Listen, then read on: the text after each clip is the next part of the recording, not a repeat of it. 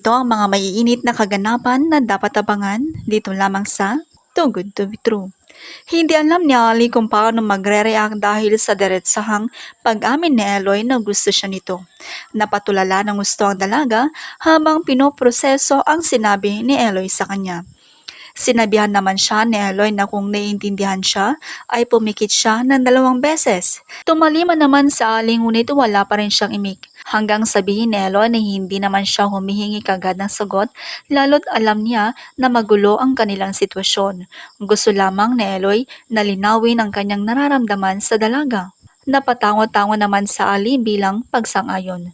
Suwasyon naman ni Ali na i-postpone na lamang nila at saka nila pag-usapan kapag maluwag na ang kanyang schedule. Sumang-ayon naman si Eloy, pabirong turan pa ng binata na magsiset na lamang siya ng schedule kay Ali kapag hindi na siya busy.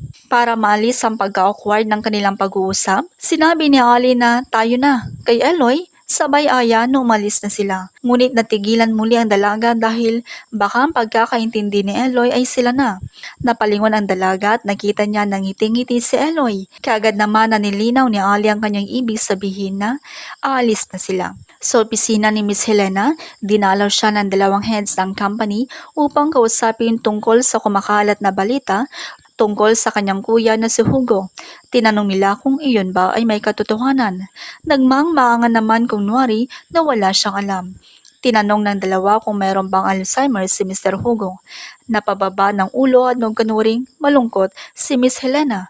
Nagsorry naman ang 2 heads ngunit sinabi ni Miss Helena na humihingi siya ng pribadong oras para sa usaping iyon ng kanyang pamilya. Sakto naman na nag-ring ang cellphone ni Miss Helena at yun na ang ginamit na pagkakataon ng 2 heads na lumabas na ng opisina. Samantala si Miss Jill pala ang tumatawag kay Miss Helena. Ibinalita ni Jill kay Miss Helena na nakadischarge na si Lolo Sir at sinabi lamang ng kausap nitong nurse na mayroong pinuntahan ng dalawa.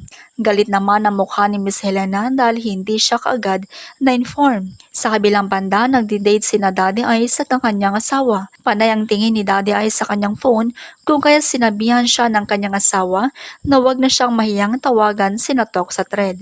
Nakangiti si Daddy Ice at kagad namang tinawagan si Red. Tinanong ni Daddy Ice kay Red kung anong balita kina Eloy. Sumagot naman si Red na parang walang gana at wala sa mood.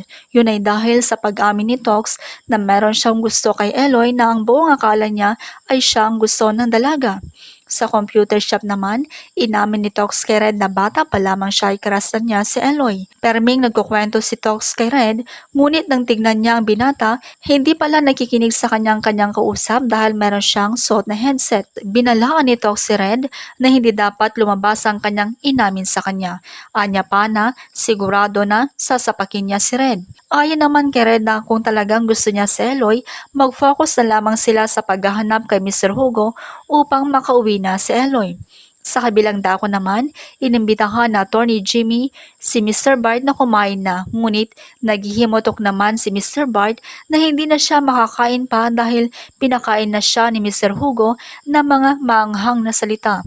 Kinonfort naman siya na Attorney Jimmy na ganon na talaga ang kanilang kaibigan. Pinilit na lamang na Attorney Jimmy na kumain na sila. Samantala sa mansyon na bala sina Gemma, Chubbs at Tino na nanonood ng horror pang-alis ng kanilang stress. Sakto naman na tumawag sa Ali sa phone ni Mang Tino.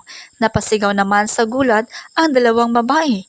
Tinanong ni Ali kung nakausap na ni Mang Tino ang caretaker ng bahay ni Lolo Sir sa Buena Vista. Ayon naman kay Mang Tino na oo at isa pa huwag siya mag-alala dahil bantay sarado sa kanila si Miss Jill. Pinasigurado nito na walang malalaman si Miss Jill sa kanilang sikreto. Sa kabilang banda, inimbitahan na Attorney Jimmy si Mr. Hugo na kumain na. Sinabi naman ni Mr. Hugo na mauna na ang dalawa dahil hindi niya gustong makisabay sa mga traidor.